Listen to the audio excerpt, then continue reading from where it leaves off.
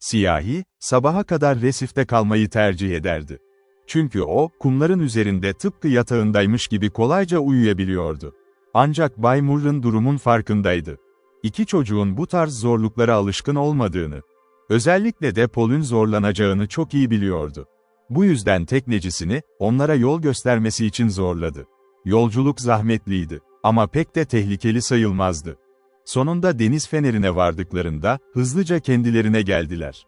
Hazır yemekler eşliğinde, oldukça sessiz bir gece geçirdiler. Paul'ün de daha sonra açıkladığı gibi, grup yeni bir maceraya atılmaya fazlasıyla istekliydi. Küçük deniz feneri bekçisine ait motorlu tekneyi ödünç aldılar. Ve hiçbir talihsizlik yaşamadan Golden Falcon'a ulaşmayı başardılar. Kapitalist Bay Murren, teknesini kaybettiği için korkak tekneciye tazminatını hemen orada ödedi. Bermuda'da yapılan kapsamlı çalışmaların ardından, kapitalist arkadaşı Bay Collier'ın da yardımıyla, Florida resiflerinin çizimlerini ve örneklerini hızla topladı. Colin'i işe almıştı ve onu telaşla çalıştırıyordu. Ancak yine de, önerilen sünger çiftliği konusuna büyük bir ilgiyle eğilecek zamanı bulabilmişti. Sonunda, balıkçılık bürosunun sünger endüstrisini incelemek ve özellikle süngerlerin naklini araştırmak için bir istasyon kurduğu Uncle Otki'ye, küçük bir ekiple birlikte gittiler. Hükümet uzmanı onları son derece içten bir şekilde karşıladı. Orada hemen bir anlaşma yapıldı. Buna göre büro, araştırmacıların tavsiyeleri doğrultusunda, Bay Murren'in deneylerinde kullanılmak üzere sünger zemininin bir parçasını tahsis edecekti. "Bana öyle geliyor ki," dedi kapitalist Bay Murren, detaylar henüz yeni sona ermişken. "Bu, benim bildiğim en iyi yatırım türü. Tüm ulusun faydalanacağı, uzman görüşüne dayalı bir adım." Tırnak işareti. "Sanırım haklısınız," diye yanıtladı balıkçılık yetkilisi. "Ama insanlara bunu fark ettirmek her zaman kolay olmuyor. Hatta birçok eyalet hükümeti bile, bu tür durumlarda her zaman işbirliğine hazır olmayabiliyor." Daha geçen yıl, belirli bir eyaletin meclisi bir projeyi engelledi. Çünkü meclis üyelerinden birinin akrabasının o bölgedeki otelde yazlık evi vardı. Ve bu projenin, otelin yakınındaki gölde balık sayısını azaltabileceğini düşünmüştü. "Ne kadar saçma," diye çıkıştı Bay Murren. "Tabii ki saçma. Ama bu tür şeylerin ne kadar sık yaşandığını bilseniz şaşırırsınız. Yine de, eyalet hükümetleri bile artık daha bilinçli hale geliyor. Örneğin Rhode Island, şu anda balıkçılık yönetiminin en ön saflarında yer alıyor. Ama balıkları korumak, doğrudan halkın cebine para girmesi demek. Doğru, ama aynı zamanda meclisteki bazı küçük çıkarların sonu anlamına da geliyor," diye cevap verdi yetkili. "İşte asıl sorun burada." Sonra yüzünü, planlarından bahsettiği genç Colin'e döndü ve ekledi. "Sen üniversiteyi bitirdiğinde ve büronun kalıcı kayıtları tamamlandığında, balıkçılık kontrolünün değeri hakkındaki bu cehalet muhtemelen tamamen ortadan kalkmış olacak." "Umarım öyle olur," diye yanıtladı çocuk. "Ve bu yolda sadece doyurucu bir destek göreceğim için şimdiden mutluyum. Brown Üniversitesi'ne gitmek elbette benim için büyük bir avantaj. Çünkü onların balıkçılık konusunda her zaman güçlü bir duruş sergilediklerini biliyorum." "Bu gece bizi bırakacak mısın, Colin?" diye sordu ev sahibi. "Evet, Bay Murren," diye yanıtladı çocuk. "Akşam trenine binmem gerekiyor. Böylece üniversitenin açılışına zamanında, Providence'a varmış olurum." Bay Collier, hemen başlamama izin verecek kadar nazik davrandı. "Efendim, bu yolculuktaki tüm iyiliğiniz için size ne kadar teşekkür etsem azdır." "Lafı bile olmaz," dedi arkadaşı içtenlikle. "Senin yanında olmaktan ben de memnun oldum, Paul da öyle, biliyorum. Umarım ara sıra senden haber alırım. Ve kim bilir, belki Altın Şahin seni başka bir gezi için tekrar gemiye alır." "Çok teşekkür ederim, efendim," diye yanıtladı Colin. "Ama sanırım gelecek yaz tamamen dolu olacağım. Tatil dönemi gelene kadar, balıkçılık bürosu için üniversitede istikrarlı bir şekilde çalışmaya devam etmeyi planlıyorum." Ancak Colin'in tahmin ettiği gibi olmayacaktı. Tekrar balıkçılık işleriyle aktif olarak meşgul olması için neredeyse koca bir yılın geçmesi gerekecekti. Çünkü ilk döneminin sonlarına doğru, babasından bir mektup aldı.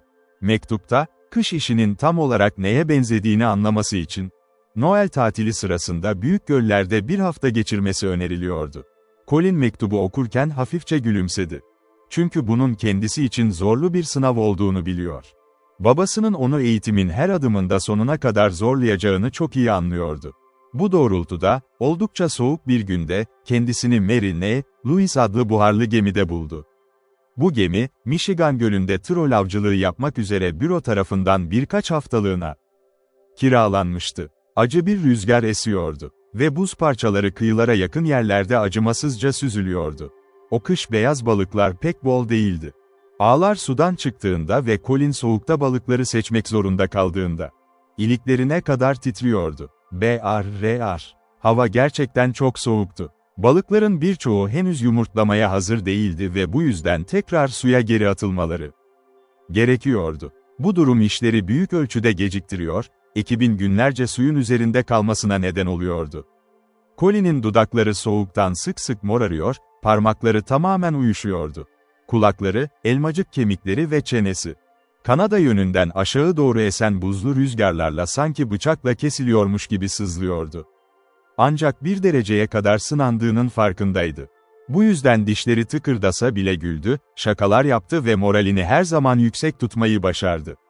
Bu sadece beyaz balıkları yakalamak ve gelişimleri için yumurta toplamakla ilgili bir iş değildi.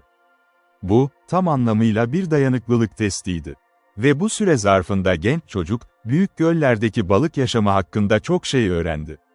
Ama tam olarak çözemediğim bir şey var, dedi bir gün birlikte çalıştığı hükümet balıkçısına. Ve işte bu yüzden bunu yapmak zorunda olduğumuzu düşünüyorum. Nasıl yani, cesaret, diye sordu balıkçı. Batıda, genç somonlar yapay olarak yumurtadan çıkarılır.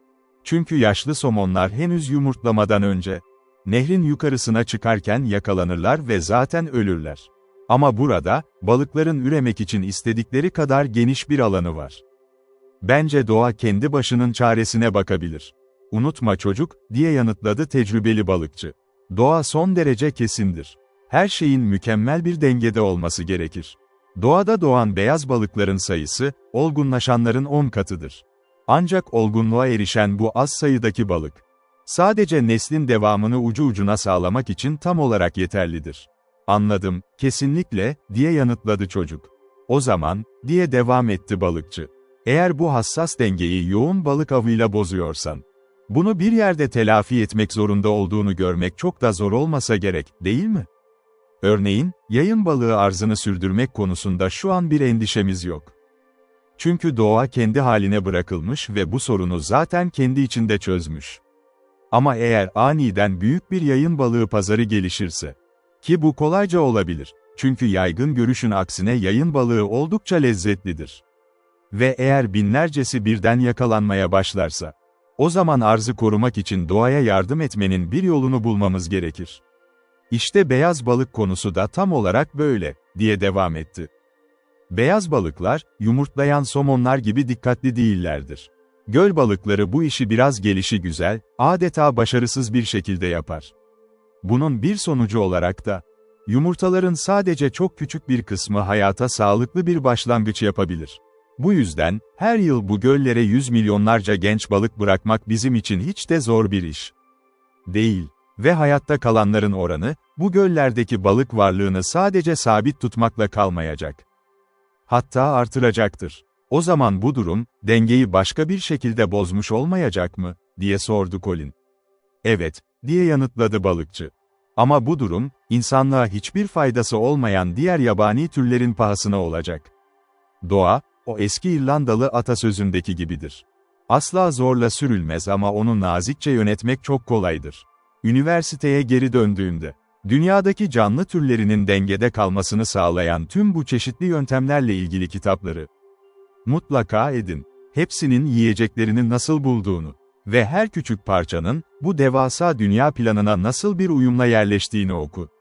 Göreceksin ki, bu tür bilimsel okumalar senin için her türlü romandan çok daha etkileyici olacak.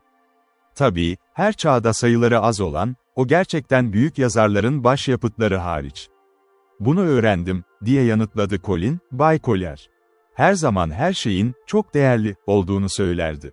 Ve açıklamaya başladığında, kesinlikle gerçekten öyleydi. Tam da şöyle. Bu iç su çalışmalarından sadece birazını gördüm.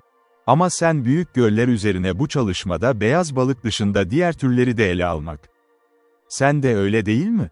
Evet, diye cevapladı kültürçü, göl alabalığı ve turna balıkları arasında tüner diğerleri. Sadece bir istasyon 71 milyon alabalık yumurtası işlemiştir bir sezon. Ama turna levreği, çoğaltması daha zor bir balıktır yapay olarak. Ancak en son yarım milyon yumurta dağıtıldı yıl. Kanada'ya 6 milyon turna levrek kızartması verdik. Boşa gitmez balıkçılık bürosunda enerji. Baştan sona pratik.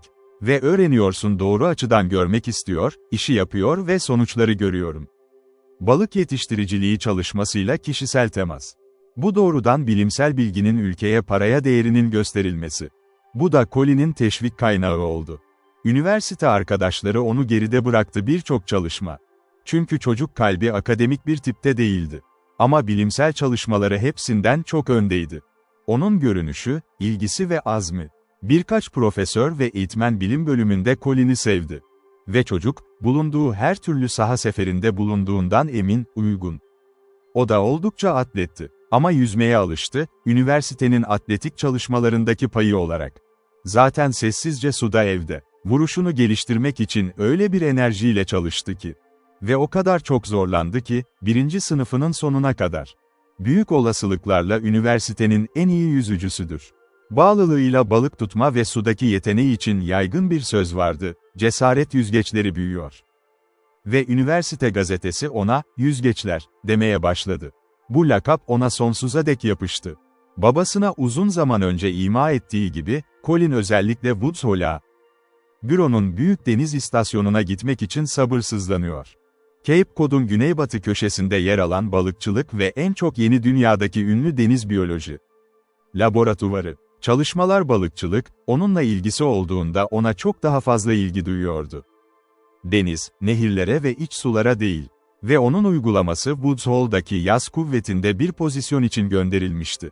Karargah yeni yıldan kısa bir süre sonra kuruldu. Buna göre, tam da dönem bitmişti, Washington'a aceleyle gitti. Hayal kırıklığı onu bekliyordu. Kalbi o özel şeye sabitlenmişti, eserin bir özelliği var. Ancak Doktor Crafts'a sorduğunda, yardımcısı komiser başını salladı. Konuyu düşündüm, dedi ve eğer siz de eşit derecede öyleyseniz. Gelecek yıl Woods Hole'a gitmek için sabırsızlanıyorsun, gideceksin.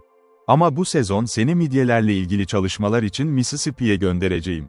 Pekala, efendim, diye yanıtladı Colin, pişmanlıklarını ele veriyordu. Ama vasiyeti, şikayet etmeyeceğine karar verdi. Ben keşke bu kışı bilseydim ve daha fazla dikkat ederdim yumuşakçalar. Brown Üniversitesi'nde arkadaşları olan yardımcı komiser ise bunu duymuştu dolaylı olarak bir iki kez Colin hakkında ve kendi kendine gülümsedi. Evet, gencin kendini kontrol etmekten memnun oldu ve devam etti. Midye meselesi düşündüğünüzden çok daha ilgi çekici. Tabii ki emin değilim ama ince ateşi belirtileri var. Ve eğer bir tane var, kesinlikle bir şeyler yapıldığını göreceksiniz. Mississippi ve Ohio, 1903'te bir Klondike gibiydi. İnce ateşi, nedir, Doktor Kraft, diye sordu çocuk. Nehir çiftçilerini etkileyen aptalca bir hayranlık. Değerli bir incinin bulunduğunu duyduklarında, birkaç yılda bir vadide midye içinde. Çabuk zengin olma umudu çok genel. Ve öyle görünüyor. Midyeleri taramak ve açmak çok daha kolay, ta ki bir servet bulunana kadar. Çiftçilikle geçimini sağlamak için bir şey. 1903'te binlerce ve binlerce çiftliklerin terk edilmiş veya neredeyse hiç satmadığı kişiler tarafından, bir hafta içinde milyoner olabileceklerine inanıyorlardı. İncileri Mississippi Nehri midyelerinde bulacaklardı. Bu incilerin İstiridye'den geldiğini sanıyordum, diye haykırdı Colin şaşkınlıkla. Evet, ama midye ve midye de geliyor ara sıra. Ama hatırlamalısın, dedi yardımcı komiser, devam etti. Bir istiridye veya bir midye nispeten az önemli, çünkü düzensiz bir tür şey. Ancak inci endüstrisi büyük bir gelişmeye sahiptir. Önemi nedeniyle ülke için ekonomik bir değeri vardır ve dolayısıyla, doğal kaynakların bu kadar akıllıca kullanılmasını sağlamak bizim işimiz. Mümkün olduğunca çok önemli. 15'inde orada bir parti başlatacağız, böylece sen de o zamana kadar buraya gel. Ama, efendim, iyi, 3 hafta uzakta, beklemek için çok mu uzun oldu? Korkarım sabrı öğrenmen gerekecek, Colin. Bu, balık yetiştiriciliği hakkında herhangi bir bilgi kadar önemli. Merak ediyordum, Doktor Kraft, diye ısrar etti çocuk, 3 haftam var mı diye düşünüyordum harcamak için. Neden Beaufort'a gidemedim? Ne için? Biyoloji eğitmenlerimden biri orada, dedi Colin. Sanırım büro ona laboratuvarda biraz çalışma için masa odası verdi kaplumbağaları. Ve sen yardım edersen ona yardım edebileceğimi söyledi, beni kabul etmeye istekli. Git. Hiçbir şey söylemedim, çünkü Woods Hall'a gitmek istiyordum hemen. Ama bu kadar vaktim varsa, yapmam gerektiğini düşünmüyor musun? Kullanacak. Bence tatil için kullanmalısın, dedi yardımcı komiser, cevapladı. Ama bir şeyler yapmayı tercih ederim, diye itiraz etti Colin. Belki, diye kararlı bir cevap verdi. Ama mutlaka Beaufort'ta değil. Yan. Elmas sırtlı kaplumbağanın çıkmasından bu yana. Hiçbir şey olmuyor, orada her türlü hizmete yaramazsınız. Üstelik, bayat, olursun tatiliniz yoksa. Sadece iş, oyun yok, biliyorsun. Colin, yardımcı komiser yardımcısına ikna etmek için hevesliydi. Ama bunu görebiliyordu, işe yaramaz olurdu. Kaplumbağalar hakkında da okumuştum, diye hayal kırıklığına düşmüş bir tonla karşılık verdi. Eğitmeniniz derken Bay Lark'ı kastediyorsunuz, değil mi? Evet, efendim. Bak buraya Colin, dedi yardımcı komiser başkanı, çünkü sizi kabul edeceğimize dair sözümüzle büroya katıldım. Eğer iyi, unutmayın ki önce sonuçları takip ediyoruz. Bir çocuktum kendimi ve sanırım görebiliyorum ne demek istediğin. Sanırım Lark sana dalış kaplumbağalarına binme hikayelerinden bazılarını anlatıyor. Evet, Doktor Kraft, diye yanıtladı çocuk, bana çok şey anlattı. Öyle sanıyordum, diye yanıtladı. Bazı dergi makalelerini hatırlıyorum, yaptı. Ve sanırım bir tur atmak istediğini düşündün. İyi bir yüzücüyüm efendim, diye yanıtladı Colin biraz gururla. Yani yüzebiliyorsun, diye yanıtladı yardımcı komiser. Kendisi mütevazı olmasına rağmen, herhangi bir görünüşten hoşlanmazdı, övünüyordu. Evet, efendim, dedi çocuk, demek istediğim buydu.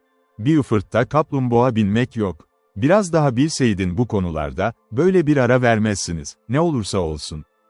Onlarla ilgili okudum ya da okumadım. Deri kaplumbağa, üzerinde olan büyük olan. Erkekler kabuğu tutunarak dalış yapar, sucul bir türdür ve asla tuzlu suya girer. Karapın çamurda yaşıyor ve sadece bataklık yerlerde bulunabilir. Kaplumbağa binmek istiyorsan tatil. Neden? Devam et, kimse seni durdurmayacak. Ama sen durdurabilirsin pek de değil bunu. Resmi ya da gayri resmi olarak asistan olarak hareket ederken yapın. Beaufort. Beaufort'tan Florida Keys'e neredeyse en az bu kadar uzak, buradan Hudson's Bay'e. Bunu fark etmemiştim, efendim, diye yanıtladı Colin, şaşırarak. Çok az kişi yapar, diye yanıt verdi. Sadece Florida eyaleti, New York'tan Nova Scotia'ya ya da Washington'a olan mesafe Detroit. Beaufort'tan deri kaplumbağanın peşine düşemezsin. Eğer gitmediysen 7'lik değil. 7'lik yüzgeçleri var. Sizi rahatsız ettiğim için özür dilerim, Doktor Kraft, diye yanıtladı çocuk. Ben gerçekten mesafeleri pek düşünmemişti. Biraz bekle, dedi yardımcı komiser, çocuk dönerken gitmek. Ben yazınız için kötü hissetmenizi istemem. Ne biliyorsun midye? Çok az, efendim, diye yanıtladı çocuk, neredeyse hiçbir şey.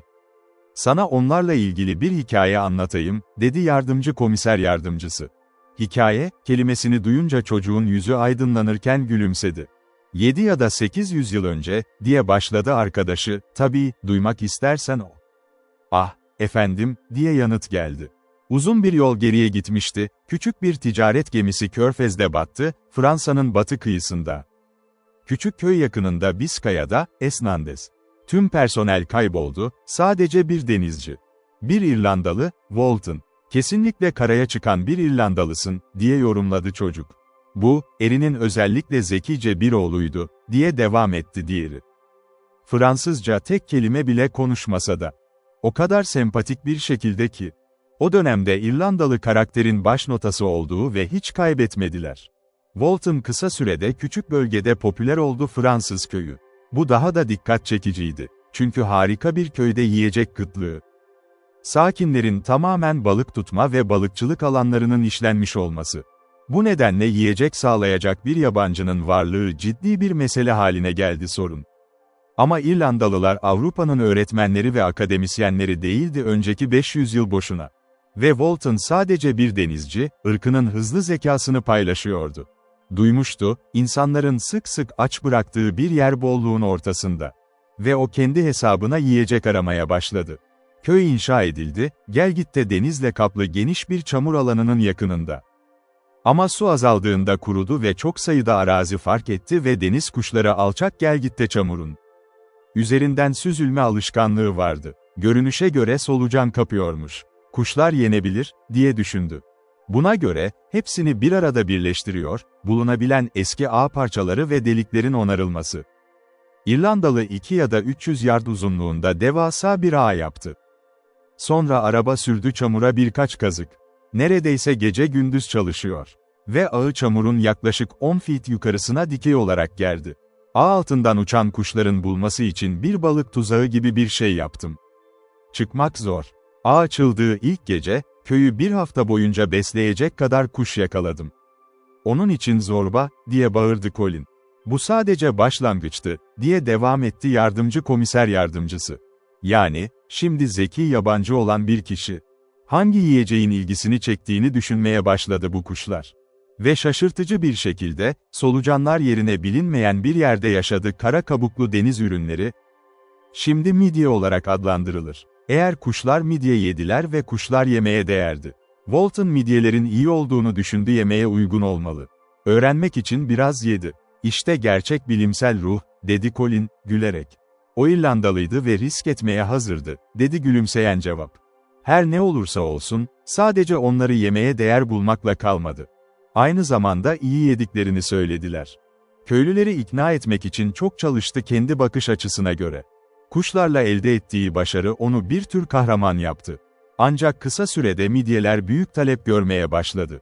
O zaman Walton, genç midyelerin büyük sayılarla kağızda toplandığını fark etti, ağının kazıklarını battırmış ve fikirleri bolca üreten biri olarak, hemen birkaç yüz kazık daha kesilip çamura saplandı.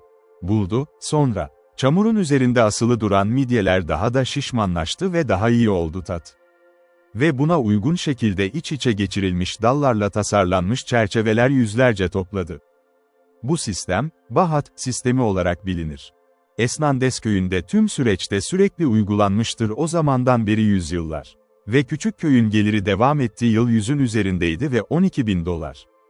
Terk edilmiş İrlandalının zekası. O zaman midyeler yiyecek için uygundur, dedi Colin şaşkınlıkla. Onların olduğunu sanıyordum, sadece yem olarak kullanılıyordu. Midye, yani deniz midyesi, midye kadar iyi bir yiyecek. Bazı insanlar kendilerini daha iyi olduklarını iddia ediyorlar. Ve yaklaşık 3 kat daha fazla istiridye kadar çok yiyecek değeri var. Bu yüzden sana hikayeyi anlattım. Biz midye endüstrisini midye balıkçılığı kadar önemli kılmayı beklemek. Binlerce insana istihdam sağlamak ve varlıkları kurmak Amerika Birleşik Devletleri'nde pratikte. Yeni bir gıda kaynağı. Ancak öyle, Avrupa'nın kıyı ülkelerinde yaygın. Ama inci midyeleri, diye sordu Colin, onları da yiyebilir misin? Şüpheli, diye yanıtladı. Ama değerleri büyük ölçüde düğme endüstrisinde inci anası olarak kullanmaları. Yiyecekleri değer sadece ikincil öneme sahip olurdu.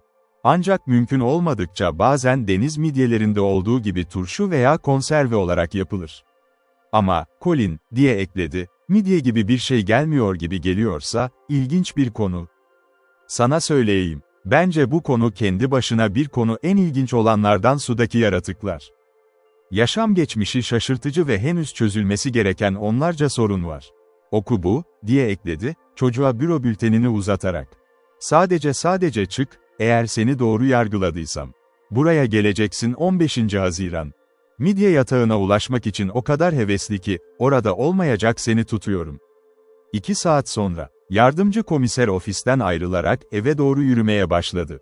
Parkın içinden geçerken, gözü Smithsonian Müzesi'nin bir üyesi olan Colin'e takıldı. Yolda onu görünce oldukça şaşırmıştı.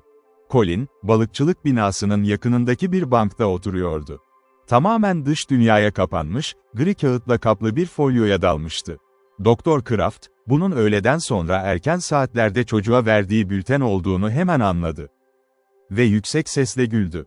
Colin'in çocukça sabırsızlığı, kitabı eve götürene kadar beklemesini bile imkansız kılmıştı. Yardımcı komiser, sesini duyurabilmek için ona 2 kez seslenmek zorunda kaldı. Peki Colin, dedi gülümseyerek, kitabı ezbere mi öğreniyorsun? Çocuk, arkadaşını ansızın karşısında görünce yerinden fırladı. Heyecandan, sormak istediği tüm soruları birbirine karıştırarak kekelemeye başladı. Yavaşça yürümeye başladılar. Colin durup nefes aldığında, yardımcı komiser araya girdi. Eve gitmem lazım. Ve sen, bir personeli bir hafta boyunca meşgul edecek kadar soru sordun. Sana işin çoğunun midyelerle ilgili olacağını söylememiş miydim? Ama yürümek istersen, bana eşlik et. Elimden geldiğince sorularını cevaplayayım. Çok teşekkür ederim, dedi çocuk hevesle. Ama bu bültende beni şaşırtan bir şey var. Midyenin, marsupiyumu, yani kesesi. Tatlı su midyeleri, gerçekten de kangurular gibi bir keseye mi sahip? Yardımcı komiser şapkasını alnına doğru geri itti. Biraz düşündü. Colin, dedi, en garip soruları sorma konusunda gerçekten üstüne yok. Sanırım buna verilecek en doğru cevap, tam olarak değil, olur. Çünkü kangurularda, bebek keseye yerleştirildiğinde neredeyse tamamen oluşmuştur. Midyelerde ise o keseye sadece yumurta gider. Kısa bir sessizlik oldu. Yürümeye devam ettiler. Seni şaşırtan şey, marsupiyum kelimesi olmuş. Aslında olan şu, yumurta, solungaçlardaki bu keseye veya cebe girer. Su akımı solungaçların üzerinden girip çıkarken de orada döllenir. Ve kendi kabuğu olana kadar orada kalıyor, değil mi, diye sordu çocuk, gözlerini büyüterek. Evet, diye yanıt verdi komiser. Tam olarak öyle. Peki, dedi bu hevesli araştırmacı, kafası hala karışık bir halde. Eğer bir kabuğu varsa ve artık kendine bakabiliyorsa, neden serbest kalmıyor? Kitap, onun her zaman bir balığa saldırdığını ve bir süre parazit olarak yaşadığını söylüyor. Bir balığa saldırmaz Colin, diye düzeltti komiser. Sadece kendini sabitler. Bir bölüme tutunur. Ayrıca, midyenin artık bir kabuğu olsa bile, bu haliyle kendini koruması imkansızdır. Balıklara bağlanırken yapısında büyük bir değişim gerçekleşir. Ama, bu durum balıklara zarar vermiyor mu? Kalıcı bir zarar vermez. Sadece en küçük cinsten lokal bir yara veya kist oluşturur. Bir tür su kabaracağı gibi. Midyenin larvası, bu kistin ortasında güvenli bir şekilde kıvrılır ve tam olarak gelişene kadar orada kalır. Sonra kist kırılır. Midye dışarı dökülür ve küçük yara hızla iyileşir. Hatta 4 inç uzunluğundaki küçük bir balık. Yüzgeçlerinde ve solungaçlarında ciddi bir zarar görmeden bu küçük yaratıklardan 500 tanesini rahatça taşıyabilir. Ya bir balık bulamazsa, diye sordu Colin endişeyle. O zaman o midyenin işi bitmiş demektir. Tabii parazit evresinden geçmeden gelişen bir midye türü de var, ancak diğerleri kadar yaygın değil. İşin ilginç tarafı, yapay olarak midye yetiştirmenin tek yolu. Bu balık üzerindeki parazitlik evresinden geçer. Orada okuduğum gibi, bu küçük yaratıkları bulmak aslında basit bir iş. Komiser, konuyu daha iyi anlaması için detaylandırmaya devam etti. Anne midyenin kesesinden larvaları alırsın. Onları balıklarla birlikte bir akvaryuma koyarsın ve suyu karıştırırsın. Birkaç dakika içinde larvalar balıklara tutunur. Bu balıkları bir ay kadar kuluçkahanede tutmak akıllıca olur. Sonra onları basitçe serbest bırakırsın. Midyeler hazır olduğunda kendilerini bırakırlar ve böylece yeni bir midye ürünü yola çıkmış olur. Bu yöntemle, daha önce hiç midye olmayan nehir ve derelerde bile yeni bir nüfus başlatabilirsin. Böylece sektörün gelişme şansını sen de görebilirsin. Colin merakla yeni bir soruya geçti. Tüm midyeler inci yapmak için eşit derecede iyi midir? Hayır, diye yanıt verdi komiser. İki başlıca ticari çeşit vardır. Bunlar farklı türlerdir. Bir larvanın kabuğunda kanca bulunur, bu sayede yüzgeçlere veya kuyruğa bağlanır. Diğeri ise daha küçüktür, kancasızdır ve doğrudan solungaçlara doğru yol alır. Ama Fairport'a gittiğinde tüm bunları zaten göreceksin. Orada tüm yaz boyunca midyeler üzerinde çalışsan bile, henüz dokunmadığın birçok sorun kalacak. Unutma, randevumuz ayın 15'inde. Endişelenme Doktor Kraft, diye yanıt verdi Colin kararlı bir sesle. Kesinlikle unutmayacağım. Keşke şimdi orada olabilseydik. Zaman, çocuk için hiç de yavaş akmıyordu. Çünkü balıkçılığın tüm aşamalarına büyük bir ilgi duyuyordu. Kuzey Maine'deki bir alabalık deresinde birkaç hafta geçirmişti. Orada sadece balık yakalamakla kalmamış, kendisine tavsiye edildiği gibi yakaladığı balıklarda gördüğü tuhaflıkları da tek tek not etmişti. Araştırmacılar arasında gençlerin yeni türler keşfettiğine dair birçok hikaye anlatılırdı. Colin de aynı türden balıklar arasındaki o devasa farkları gördükçe hayran kalıyordu. Yakaladığı her şeyi o kadar dikkatli inceliyordu ki, bir süre sonra garip bir hisse kapıldı. Balıklar tekrar dereye atılsa ve yeniden yakalansa, her birini tek tek yüzünden tanıyabileceğini düşünmeye başladı. İş başında olma hevesiyle yanıp tutuşurken, kampa kısa bir haberin yer aldığı bir gazete ulaştı. Gazete, Fairport yakınlarında inci bulunmasının bölgede yarattığı büyük heyecanı anlatıyordu. Neyse ki, planlanan ayrılış tarihinden sadece 1-2 gün öncesiydi. Colin, tam Washington'a gitmek üzereydi ki, Mississippi'deki görevine hemen başlaması için resmi bir mektup aldı. Hiç vakit kaybetmeden bir sonraki trene bindi. 2 gün sonra kuluçkahaneye varmıştı. İstasyona ulaştığında müdür onu karşıladı ve doğrudan sordu, "Özel bir iş için mi geliyorsun?" "Washington'dan geleceğin bildirildi. Ama görevlerinin niteliği hakkında bize hiçbir şey söylenmedi. Doktor Crafts'ın muhtemelen midyeler üzerinde çalışmam gerektiğini söylemesinden başka bir şey. Bilmiyorum efendim," diye yanıt verdi çocuk dürüstçe. "Bana sadece gelip rapor vermem söylendi." Müdür elindeki mektuba göz atarak konuşmasını sürdürdü. Yardımcı komiser, büroya kalıcı olarak katılmayı beklediğini yazmış. Ayrıca üniversitede balıklar üzerinde çalışmalar yaptığını belirtmiş. "Henüz çok fazla bir şey yapmadım efendim," diyerek mahcubiyetle gülümsedi Colin. "Sanırım hayır. Ama yine de midye hakkında ne bildiğini öğrenmek istiyorum." Bu soru, çocuğa büyük bir cesaret verdi. Colin, aklında kalanları kısaca ama oldukça net bir şekilde anlatmaya başladı. Kendisine verilen bültende okuduğu tatlı su midyesinin yaşam öyküsünü aktardı. Ardından, yardımcı komiserden bizzat öğrendiği değerli bilgileri de buna ekledi. İstasyon müdürü araya girerek birkaç teknik soru sordu ve aldığı cevaplardan memnun kalarak başını salladı. "Teori açısından," dedi müdür, "bence oldukça iyi bir fikrin var. Ama burada, midyelerle bolca pratik çalışma yapman gerektiğini gösteren bazı açıklamalar da yaptın.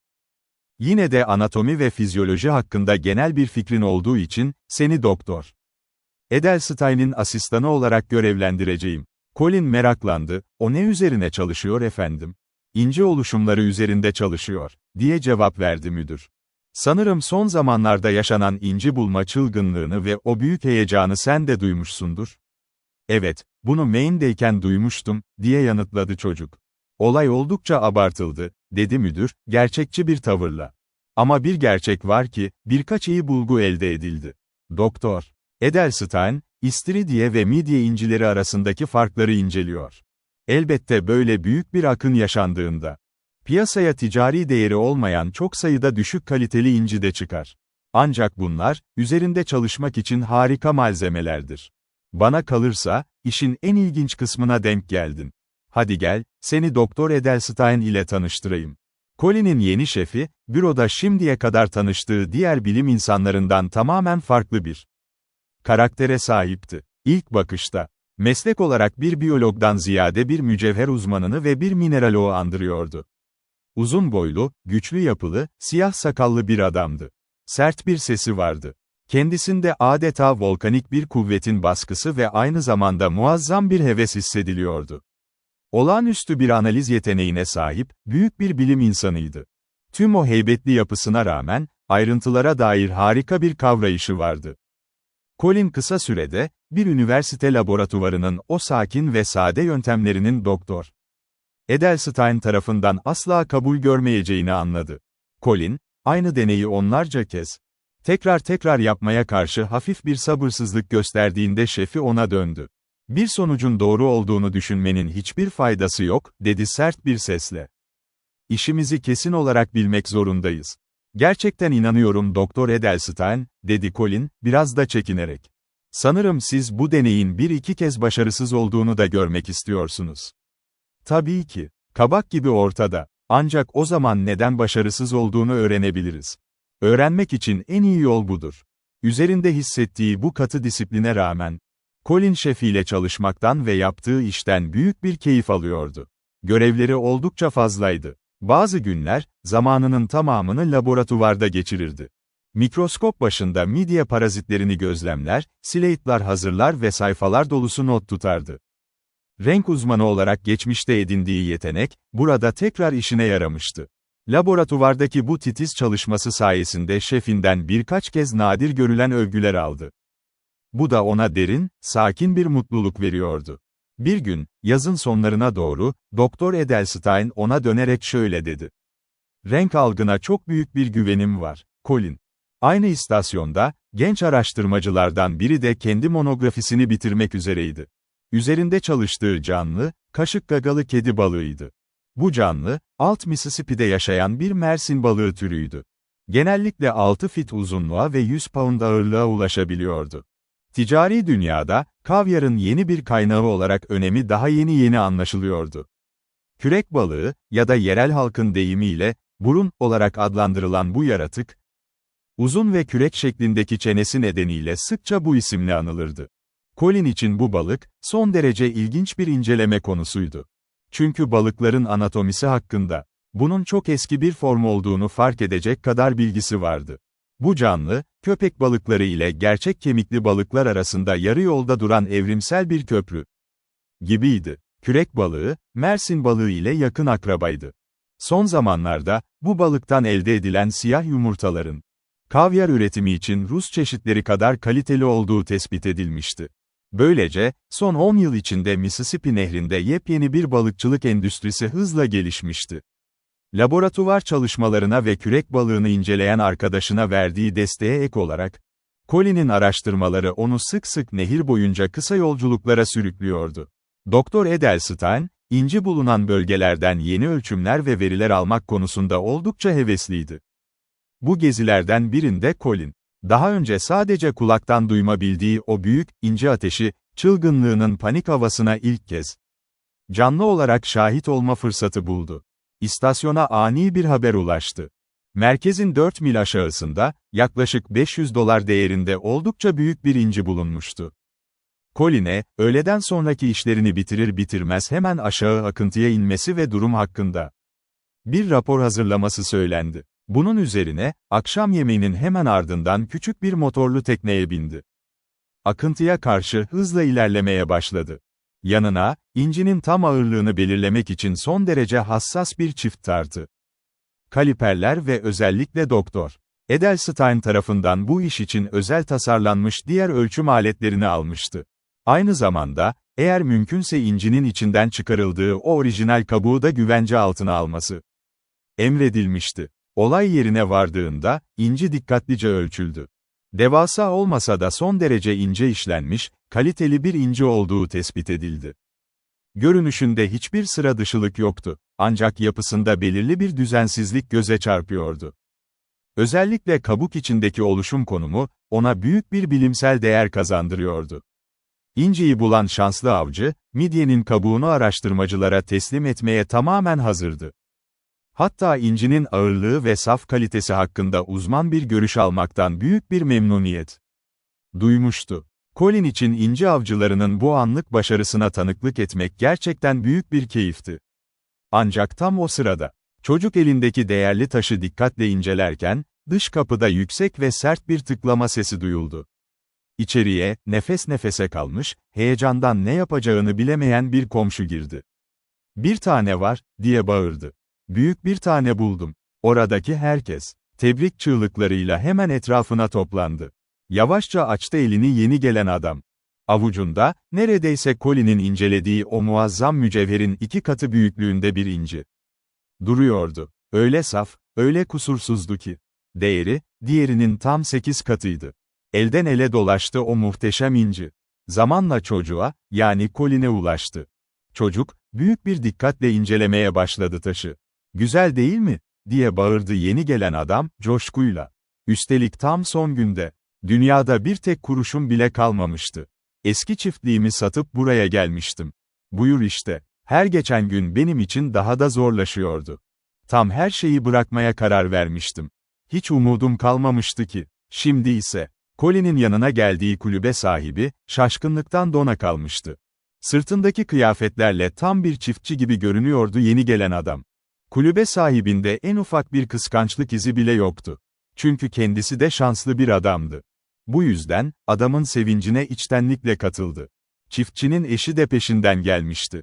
Kocasını daha sakin bir ses tonuyla sakinleştirmeye çalıştı. Sonra o da, içerideki bu genel coşkuya ortak olmak için içeriye adım attı. Ama Colin sessizce oturuyordu. Çiftçi ise, çocuksu bir ısrarla, defalarca aynı şeyleri anlatıp duruyordu. Çiftliğini nasıl sattığını, sahip olduğu her kuruşu nasıl buraya yatırdığını, zamanla, elindeki her şeyin nasıl yavaş yavaş eriyip gittiğini anlatıyordu. Büyük bir tiksinti ve çaresizlikle, en sonunda teknesini bile satmaya karar vermişti. O tekneden gelecek para, onu Missouri'ye geri götürmeye ancak yetecekti. "But şimdi, Mary," dedi karısına dönerek. "Geri dönüp, eskisinden çok daha iyi bir çiftlik alabiliriz kendimize. Hem de hiç sahip olmadığımız kadar güzel bir çiftlik. Köyde, çocukların da rahat edeceği bir evimiz olur. İyi bir okula gidersin. Çok sayıda arkadaşın, etrafında güzel şeylerin olur. Çok zor oldu komşular. Gerçekten çok zor oldu," dedi etrafına bakınarak. Ama sonunda şans yüzümüze döndü. Colin tek bir kelime bile etmedi. Gözlerini önündeki masadan bir an olsun ayırmıyordu. Ev sahibi, yani taşları inceleyen o midye toplayıcı, çocuğun bu sessizliğini fark etti. Ama yeni gelen adam, neşesinden adeta havaya uçuyordu. Artık kendisinin olan o büyük zenginlikten bahsediyordu sürekli. Hayallerini süsleyen o taş, gözünde eşit büyüklükte bir elmasa dönüşene kadar da konuşmaya devam edecekti. Ancak, önündeki masada ölçüm aletleriyle oturan çocuk, tek bir tebrik ya da sevinç sözü söylemedi. İnci'yi sadece kısa bir an görmüştü. Ama durumu anlamıştı. Çiftçi, içten ve neşeli bir misafirperverlikle oradaki herkesi davet etti. Yerleşir yerleşmez, hepsini yanına bekliyordu. Onlara gerçek bir çiftlikte hayatın nasıl olduğunu gösterecekti.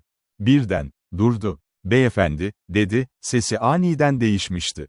Colin, test aletlerinin yanında tek başına otururken, başını hiç yukarı kaldırmadı. "Beyefendi," diye tekrar seslendi adam. Çocuk, istemeden de olsa gözlerini kaldırmak zorunda kaldı. Yapabileceği tek şey, İnci'yi bulan bu adamın gözlerindeki o olası acıdan kaçınmaktı. Onunla adil bir şekilde göz göze geldi. Oda insanla doluydu. Ama bir anda ölüm sessizliğine büründü. Kadın, kocasının kolunu tuttu. Boğazından alçak bir inleme koyuverdi. Adam, karısının omzuna nazikçe dokundu. "Beyefendi," dedi tekrar. Az önceki tüm o böbürlenmesinden, övünmesinden sonra, sesinde garip ve nazik bir alçak gönüllülük vardı. "Buna bak ve bana ne olduğunu söyle. Sence, buna değer mi?" "Ben bir uzman değilim," dedi çocuk aceleyle. "Değerini ben biçemem. Bunu, bu konulardan gerçekten anlayan birine götürmelisiniz." "Ne düşündüğünü görebiliyorum," dedi çiftçi, acınası ve hüzünlü bir gülümsemeyle. "Çok değerli olmadığını düşünüyorsun. Peki, hiçbir değeri yok mu?" Colin, rengi değişmiş olan o inciyi eline aldı. Dikkatle incelemeye başladı. Teraziye koydu, dikkatlice tarttı, ölçtü. Lamba ışığına olabildiğince yaklaştırıp tekrar baktı. Ama kendisi de çok iyi biliyordu ki, tüm bu cihazlar, sadece zaman kazanmak için birer araçtı. İnci, öyle açık bir kusura sahipti ki, tamamen değersizdi. Herkes onun ağzından çıkacak kararı bekliyordu. Evet, konuşurken sesinin biraz titrediğini kendisi de fark etti. Ama elinden geldiğince kararlı bir ses tonuyla cevap verdi. "Korkarım efendim." "İyi, inanmıyorum efendim. Hiç mi değeri yok?" diye sözünü kesti çiftçi. Adamın üzerine büyük bir sıkıntı çökmüştü. Ama bu büyük sıkıntıyla birlikte, ona güç ve metanet veren ciddi bir onur da gelip yerleşti yüzüne. "Teşekkür ederim," dedi adam. "Anlıyorum." Etrafına endişeli gözlerle bakındı. Komşusunun bulduğu, çok daha küçük ama çok daha değerli olan o diğer inciyi gördü. Taş, hala masada, ölçüm aletlerinin hemen yanında duruyordu. Güçlü bir ürperti sarstı bedenini. Ama başka hiçbir zayıflık belirtisi göstermedi. Yeniden Colin'in olduğu tarafa döndü. "Görüyorum ki bir işe yaramıyor," dedi. "Ama yine de, onu saklayacağım. Eğer işin bittiyse." Colin ayağa kalktı ve inciyi adamın eline bıraktı. "Lütfen hemen başka birine de gösterin," dedi. "Yoksa uyuyamam. Belki de ben yanılıyorumdur." Yaşlı çiftçi, çocuğa derin ve ciddi bir bakış fırlattı. "Eğer durum bilmeyecek kadar açık olmasaydı, hiçbir adam senin yaptığın gibi yapmaz, bu söylediklerini söylemezdi," diye yanıtladı. Sonra komşularına döndü. Korkarım, dedi, yüz kasları hafifçe seyirerek. Korkarım sizin de zevkinizi biraz kaçırdım. Üstelik, kendimi aptal yerine koydum. Gel Mary, eve gidelim. Diğerleri, sempati ve teselli dolu sözlerle öne çıktı. Ama yaralı adam, hiçbirini umursamadı ve kapıdan çıkıp gitti. Colin, ağır hareketlerle sandalyesine geri yaslandı. Masadaki enstrümanlara karamsar gözlerle bakıyordu. Kalbi göğsünün içinde sızlıyordu. Ama elinden başka hiçbir şey gelmezdi. O yaşlı çiftçinin yüzündeki o derin üzüntü, gitmiyordu gözünün önünden. Güçlü durmak zorundaydı. Kendini koyuverip, erkekliğe yakışmayacak bir zayıflık göstermemek için direniyordu. Küçük kulübenin dışından, mırıltıyı andan sesler yükseliyordu. Yaşlı çiftçi, evin içinde çıt çıkmazken, dışarıda karısını teselli etmeye çalışıyordu. Ya da içeridekiler, onların bu büyük acısını ve hayal kırıklığını üzerine alınmasın diye. Sesini duyurmamaya çalışarak konuşuyordu. Aniden, dışarıdan üçüncü bir ses yükseldi. Heyecanla, adeta nefes nefese konuşan bir ses. O bastırılmış duyguların yarattığı gerginlik, odayı yeniden esir aldı. Colin, kalbi ağzında atarak başını yukarı kaldırdı. Kimse yerinden kımıldayamıyordu. Dışarıdaki sesler bir anlığına kesildi. Sonra, açık kapıdan içeriye, yaklaşık 12 yaşlarında, üstü başı çamur içinde bir çocuk fırladı. Tepeden tırnağa çamura batmıştı. Ama o kirli yüzünün ortasında, iki gözü adeta birer ışık gibi parlıyordu. Midye toplayıcı, bu çocuğun çiftçinin oğlu olduğunu hemen anladı. "Ne oldu John?" diye sordu aceleyle. "Babamın açtığı bazı kabukları tek tek gözden geçiriyordum. O diğer inciyi bulduktan sonra kenara ayırdıklarını yani. Ve bunu buldum. Babam diğerinin işe yaramadığını söylüyor. Bunun belki daha iyi olabileceğini düşündüm. Ama bilmiyorum. Her şeyiyle tam görünüyor." Elinde tuttuğu o şeye baktı çocuk. "Babam işe yaramaz demişti," diye tekrarladı, bu kez biraz daha zemin bir sesle. "Ama, bilmiyorum işte." Elini uzattı ve avucundaki inciyi midye toplayıcıya verdi. Adam aceleyle taşı inceledi. "Bay Der," dedi, sesi heyecandan titreyerek. Colin başını kaldırdı, adamın gözlerindeki o ifadeyi yakaladı.